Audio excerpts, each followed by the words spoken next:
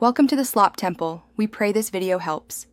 You begin with the workbook open and the data column visible. Select the range you will search. Once done, enter your list of numbers in a clear helper column so formulas can reference them. Make a quick decision. Use COUNTIF to count occurrences, match to locate one value, or filter to extract rows. This choice matters because each method returns different results. Pick the one that matches whether you need counts, positions, or full row results. Now you construct the formulas. Start with COUNTIF. Equals COUNTIF, search range helper cell, and drag down to test counts. If you need the row itself, use match, helper cell, search range 0, then index, data range, match row to pull values.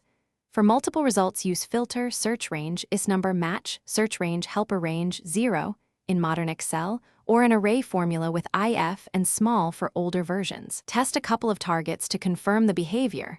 Errors hint at range misalignment or absolute reference mistakes. Finish by copying formulas, and if needed, paste as values to freeze results. This prevents accidental recalculation.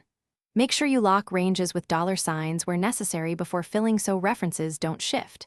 If results look wrong, check formatting, numbers stored as text, leading / trailing spaces, or inconsistent decimal separators often break matches. One quick troubleshooting tip. Use trim and value or text to columns to normalize data. Then recalculate, and your searches should behave correctly. Thanks for watching. Consider subscribing if we helped you.